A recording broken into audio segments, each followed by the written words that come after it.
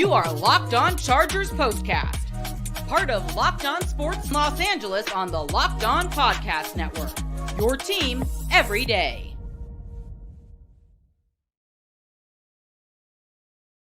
All right, Charger fans. Welcome in the Locked On Chargers Postcast on the Locked On Sports LA YouTube channel, the place to hang out when every game is done. You can also listen wherever you find your podcasts on the Locked On Chargers podcast feed.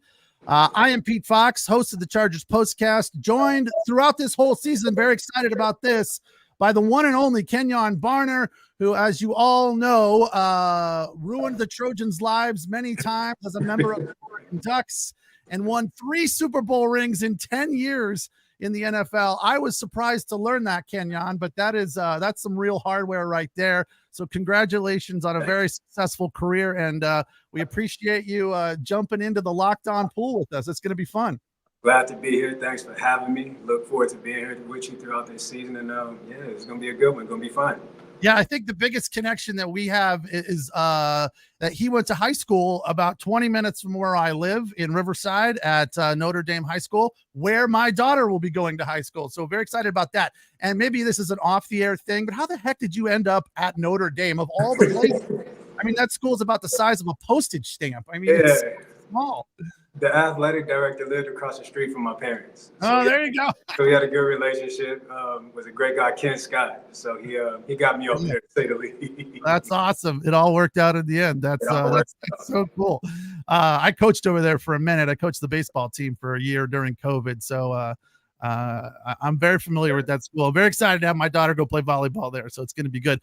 This episode of the Locked On Chargers Postcast is brought to you by our friends at PrizePicks.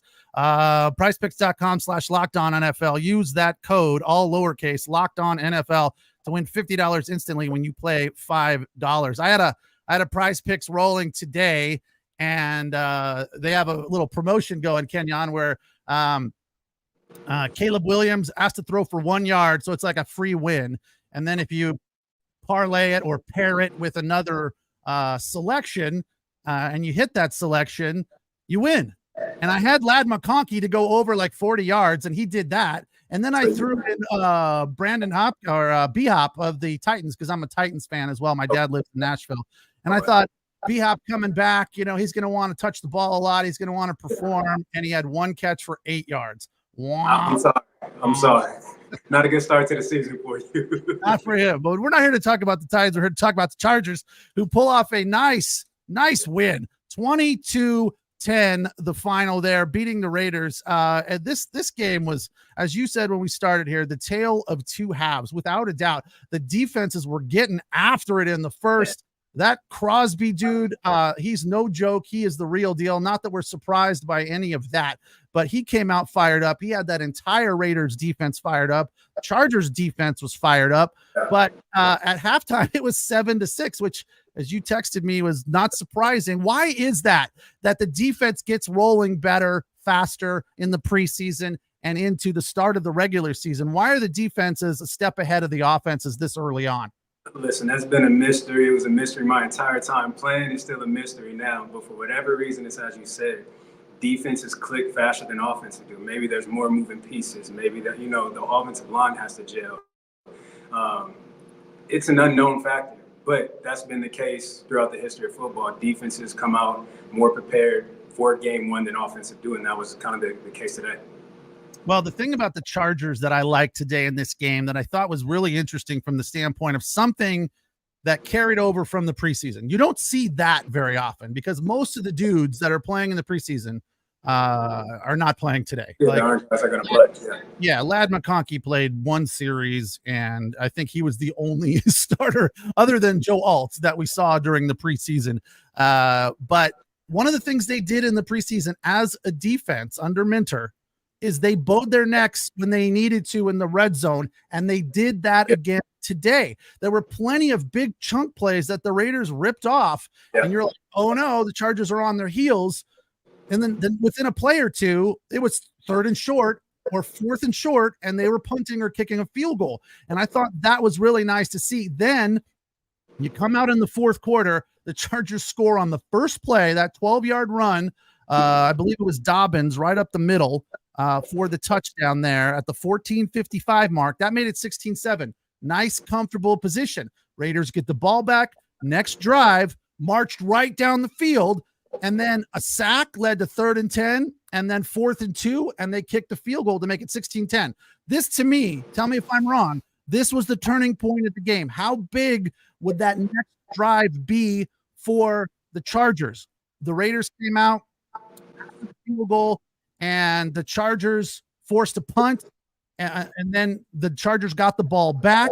Dobbins rips off that huge run, game over, right? So that play, that series after that field goal was a breaking point for this game, a turning point, and the Chargers could have lost it at that point. And they even mentioned that they felt like the Chargers defense was starting to show a little bit of, hey, we're tired, we're gassed.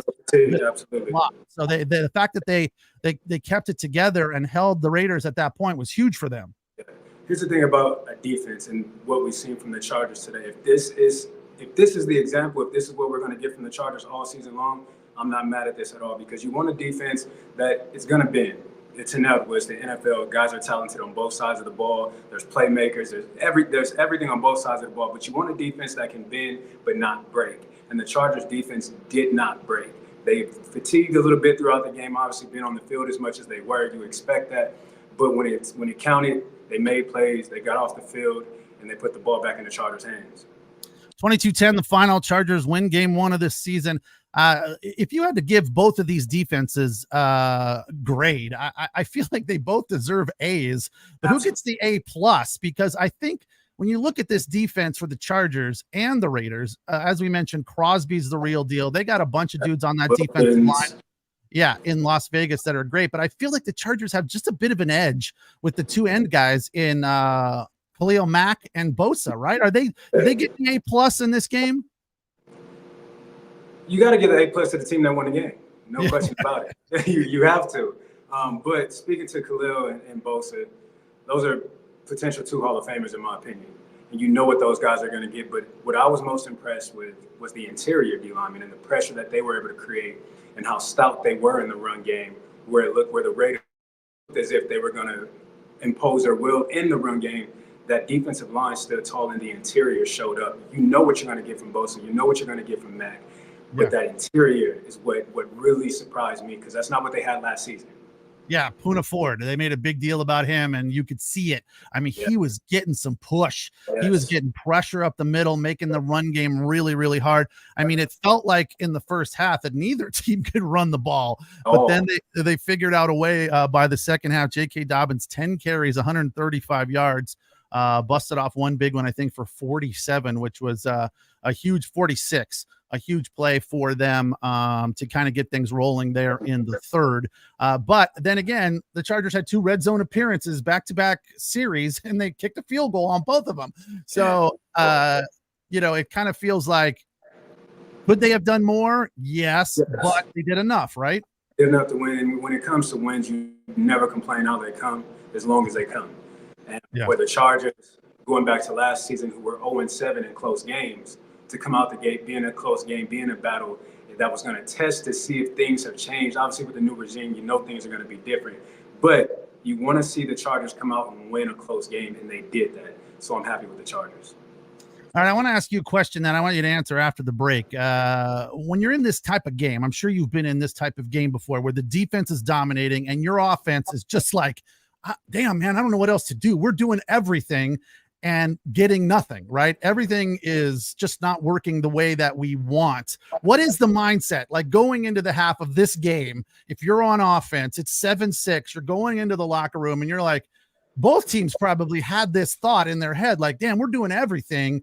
And it's just not working. So I just want a little bit of insight. I want to get into the minds of the offensive guys in this game. Like what were they thinking? What were they going through as the defensive were just pounding it down their throat in the first half? To me, it kind of feels like, hey man, we just got to keep grinding. But you tell me your thought after the break.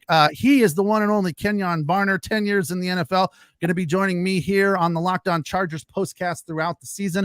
I am Pete Fox, covering sports in LA dating back to 2007 for ESPN LA and NBC Sports Radio. Chargers get win number 1, their home opener at SoFi. 22-10. They withstand a fantastic defensive performance from the Raiders, and they don't see him again until the end of the season, which is also kind of weird. So we'll talk more about it, and Kenjon's going to give us a little bit of insight as to what happened in the locker room at halftime for the Chargers, because they came out with a different mindset, which was nice to see for Charger fans. Again, you can find us on the Locked On Sports LA YouTube channel and listen on the Locked On Chargers podcast feed. All right. Today's episode of the Locked On Chargers postcast is brought to you by our friends at PrizePicks. As I mentioned, I was like, start of the NFL season. I got to get a projection in. I used that Caleb Williams passing yard, that freebie PrizePick win all through the month of September. If you don't know what that is, all you got to do is get 1 yard from Caleb Williams, and you get a W there. So you just got to pick one right one from there if you're just going to go with a 2 projection. I went with 3, trying to be bold, and B-Hop of the Tennessee Titans let me down. So I was a loser today, but it was still fun. You can now win up to 100 times your money on PrizePicks with as little as 4 correct picks, especially if you pick those 4 demons. That's big time money. Of course, PrizePicks is America's #1 fantasy sports app with over 5 million active members. It's just you against the numbers. You don't have to play against other people. You pick more or less on 2 to 6 players and their stat projections and watch the winnings roll in. PrizePicks puts their members first, so all withdrawals are fast, safe, and secure. When my picks hit, I can go get my money in as quick as 15 minutes. That is huge. The deposits are also very easy and hassle-free. PrizePicks invented the flex play, which means you can still cash out if your lineup isn't perfect. You can double your money even if one of your PrizePicks doesn't hit. Download the PrizePicks app today and use the code LOCKEDONNFL to get $50 off instantly when you play $5. That code LOCKEDONNFL on PrizePicks to get $50 instantly when you play just $5. You don't even have to win to receive that $50 bonus. It's guaranteed. PrizePicks, run your game. Tonight's episode also brought to you by Game Time. As you know, I'm a big fan of Game Time when it comes to buying tickets. They have a new feature called Game Time Picks that makes getting tickets for your favorite live events even easier. And that's not just sports, it's theater, it's concerts, it's comedy, it's all of that. Game Time Picks filters out the fluff to show you only incredible deals on great seats, so you don't have to waste time searching through thousands of other bad tickets. Game Time's 50% off Labor Day is still going for Dodger games. By the way, I was surprised to see this. Dodgers with a nice win today, I believe, over the Cleveland Indians. God, I can't stop saying Indians. Cleveland Guardians taking 2 of 3 in that series, unless they fell apart late. But tomorrow, the Cubs roll into town, and the Cubs have been playing some good baseball. Tickets on Game Time for Dodgers Cubs at the Ravine tomorrow, as low as $22. Talk about a super deal and how good it is. Go check out Game Time and find deals like that for, again, sports, comedy, theater, concerts, all sorts of different things. You get views from your seat, a panoramic view to know exactly what you'll be seeing from your seat, and they have the lowest price guarantee. Game Time will credit you up to 110% of the difference if you find a ticket that is more expensive. Your purchase is also covered with the most flexible customer service policy in the ticketing industry. Download the Game Time app, create an account, and use the code LOCKEDONNFL. $20 off your first purchase. Terms apply. Again, create an account, redeem your code LOCKEDONNFL. It's LOCKEDONNFL for $20 off. Download the Game Time app today. What time is it? It's game time. All right, Chargers win game 1, taking care of their rivals, the Raiders, 22-10. Pete Fox, Kenjon Barner going into the half, 7-6, Kenjon. And another part of this thing for the Chargers had to be. You okay, buddy? Did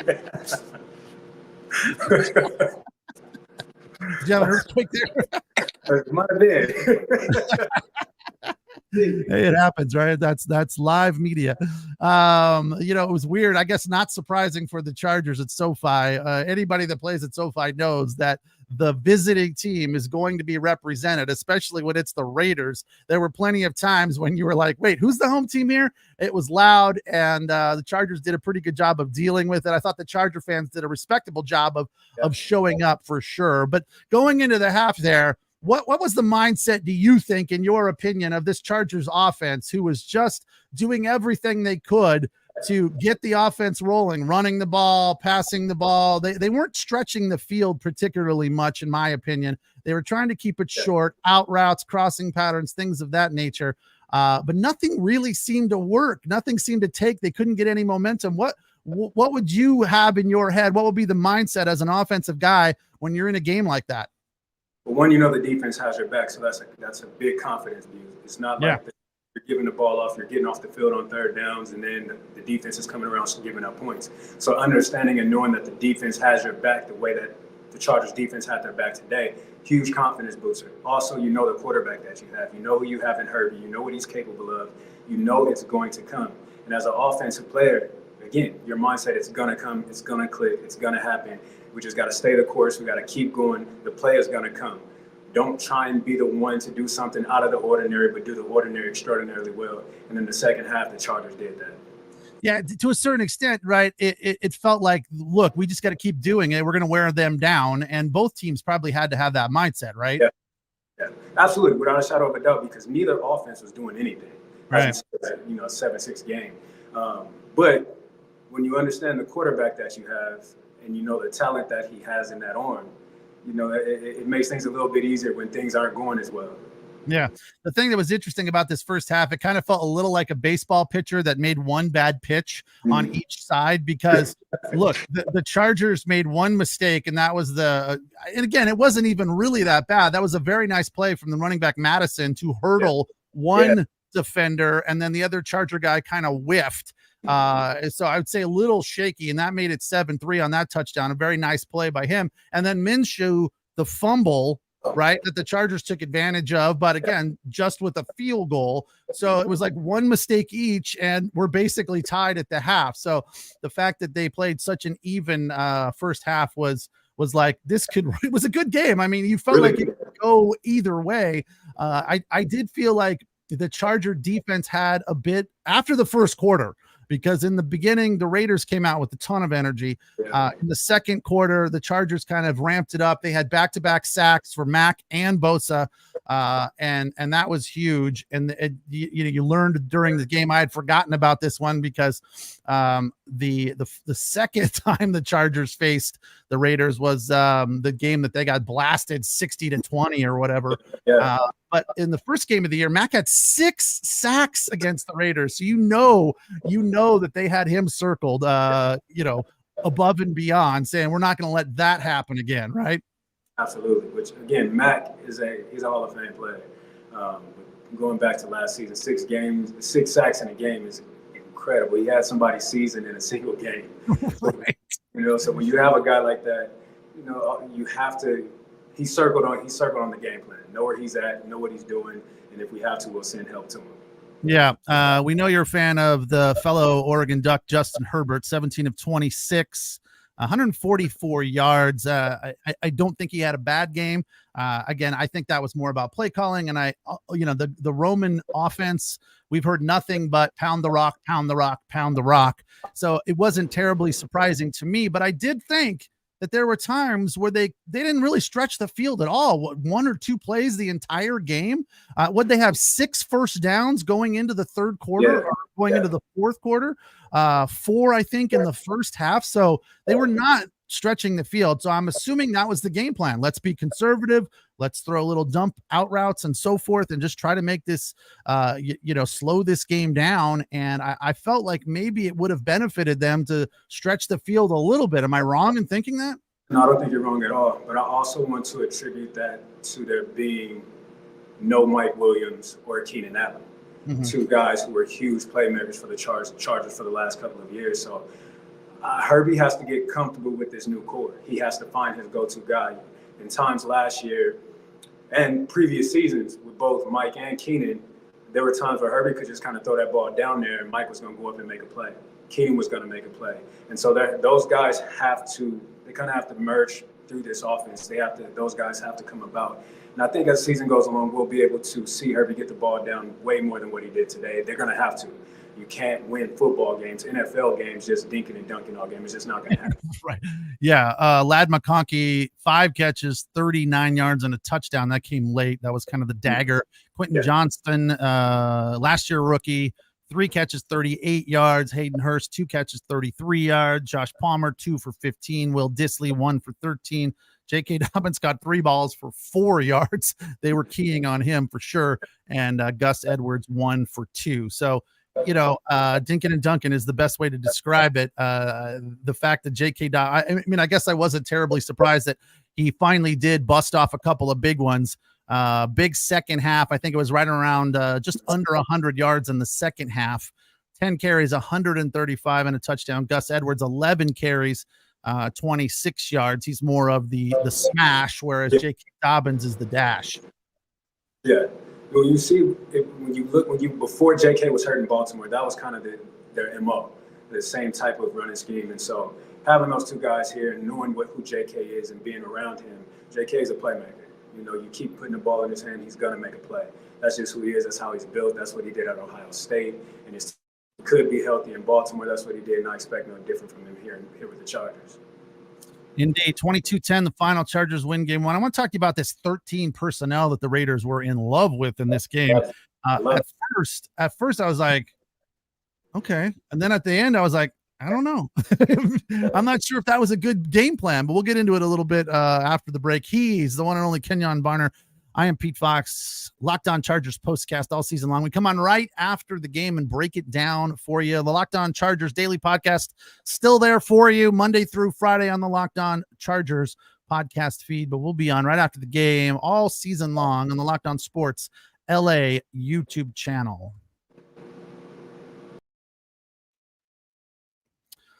All right, today's episode of the Locked On Chargers postcast also brought to you by BetterHelp. We tell you a little bit about BetterHelp. BetterHelp, kids are always learning and growing, but as adults, sometimes we lose that curiosity. What's something you'd like to learn? Gardening, a new language, the guitar, maybe how to finally beat your best friend in golf. Maybe you want to learn how to make beer or wine. Therapy can help you reconnect with your sense of wonder, because your back to school era has come to an end. So this is a period of time in your life where maybe no one's pushing you to learn more about yourself, or that's where BetterHelp can step in and help you grow as a human being. I've used therapy a few times, both in person and online. Of course, BetterHelp is exclusively online. And it's the same to me. I felt it was equally as effective in person as it is online. And one of the great things about doing BetterHelp online is it's much more conducive and flexible to your schedule. If you're thinking of starting therapy, give BetterHelp a try. Again, it's entirely online, designed to be designed to be convenient, flexible, and suited to your schedule. Just fill out a brief questionnaire to get matched with a licensed therapist and switch therapists at any time for no additional charge. Rediscover your curiosity with BetterHelp. Visit BetterHelp.com/LockedOn today to get 10% off your first month. That's BetterHelp, HELP.com/LockedOn.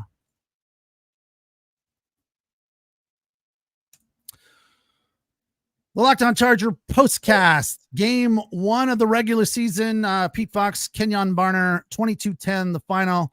Chargers kind of withstood the defensive onslaught that the Raiders brought in the first half, and it was just it was a kind of a war of attrition on defense. It's like, who's going to get tired first? But as far as the scheming of the Raiders offense, they were big on this 13 personnel, which is 3 tights, and that's not something you see all that often, right? No, it's not. You rarely see 13 personnel, but the way that they use it, I liked it. When you have a guy like Brock who can essentially be a receiver in your offense, when you have that type of skill set, and you get your 2 bigger guys, you want to put that on the field, because now you still have to cover pass wise, and you have to be extremely cued into the run game, because that's typically what teams do out of a 13 personnel. We power the ball, power offense, but when you can pass the ball out of it and run the ball out of it, it makes you a dual threat. Yeah, I felt at times like maybe they weren't utilizing Devontae Adams enough. There were plenty of times where that dude was wide open. I'm like, But he didn't have the time to either. You got to credit the Chargers defense. There were times where Devontae was wide open, but Minshew just didn't have time. He had Mack and both hands in his face. Yeah, so it's when you don't have time, it's hard to hit the guy. But it did kind of resemble last season, where Devontae wasn't being utilized the way that he needs to be, especially in that offense. He's going to have to be the go-to guy. He's going to have to be a guy that gets a lot of balls his way. So they got to figure that out. Yeah, maybe part of the Chargers mentality of bend, don't break, right? They're like, yeah, you can catch those 20, 30-yarders in the middle of the field, but in the red zone, we're not going to let it happen. Yeah, and they did that. They played great in the red zone. Both teams played great defensively, both in all areas of the field. But the Chargers, they did a great job containing Devontae. And when you have a guy like Devontae on the opposite side, you want to make somebody else beat you. Put the ball in somebody else's hands and make a play. And they weren't able to do that, and the Chargers got the win. Here's how it looked for the Vegas Raiders receiving core. Jacoby Myers, 3 catches, 61 yards. Devontae Adams, 5 for 59. Brock Bowers, 6 for 58. Alexander Madison, 4 for 43. Trey Tucker, 2 for 22. And DJ Turner had 1 for 9 yards. So, Kenyon, I'm sure you've been asked this question a lot this season. I'm going to ask it too. As a kick returner, both in college and in the NFL, what are your thoughts on this new kickoff scheme that they're doing in the NFL coming into this game? As it was an afternoon late window game, they mentioned on the broadcast, Jim and Tony, that in the early games, 40% of the kickoffs were returned. That's the goal, right? Get more action, get the players running the ball out, returning kicks more. I felt like I saw enough kick returns. I don't think it looks weird. I don't care how it looks ultimately, as long as it's serving the purpose of getting more kick returns, because without a doubt, it's one of the most exciting parts of the game. And the fact that it's been diminished so greatly for safety has really been kind of unfortunate. So are you a fan of this? Do you think it needs to be tweaked a little bit? Where are you on this kickoff? I'm a fan of it. Because I was one of the guys who I always wanted to bring the ball out. When my coaches would tell me, okay, you have a 3-yard grace period. If it's deeper than that, don't bring it out. I hated it. Because you want, as a kick returner, as a specialist, you want to be able to impact the game. And for the last couple of years, that has completely, like you said, been eliminated. Guys have been booting the ball out of bounds where you can't get a return. So I'm a fan of it. I love that. What was it, 46%? Something like that, yeah. In the early window, yeah. That's huge. That's giving guys an opportunity to impact the game. Special teams are a huge part of this game. It's a momentum aspect of the game. And so when you have a guy that can go back there, make a big play, get you 30, 40-yard gains, or eventually take it to the house, it completely changes the dynamic of the game. So I'm all for it. I'm excited about it. I'm looking forward to seeing these guys be able to bring that ball out and make some plays. Yeah, I think there was one kick return in the early window for a touchdown. So that was nice to see. I'm just afraid that there are going to be, the kickers, to the best of my knowledge, have the ability without overworking too much to kick it out of the end zone if they want to. Yeah. So I feel like if there's a guy like you back there, they're going to be like, just kick it out of the end zone, and don't give him an opportunity. But it seems like it's working. So hopefully it does, because I do agree that it makes the game more exciting to have more opportunities for big plays. Absolutely, and a lot of that goes to the coordinators. The coordinators, they control whether or not you're going to put it in play or kick it out. And so, like you said, if you have a guy, for instance, like Cordell Patterson, I'm not kicking him the ball. I'm just not going to do it. So when you have certain guys that are known for being dangerous at that returner spot from the kickoff return standpoint, you just don't want to risk it. You don't want to put the ball in their hands, and I understand that. But like I said, I love the fact that they're getting more opportunities, and that was clear in this opening week of season. All right, final thought on this one, since it was really all about defense in the majority of this game. Where do you think this Charger defense ranks? I mean, they got some studs: Bosa, Derwin James, Henley, Asante Samuel. We didn't get to talk about him. He had some big plays in this one. Denzel Perryman. They've got some studs on this defense. If they can stay healthy, knock on wood, what are the possibilities here? From what we've seen from them today, if they can consistently do this could very easily be a top 5, top 10 defensive.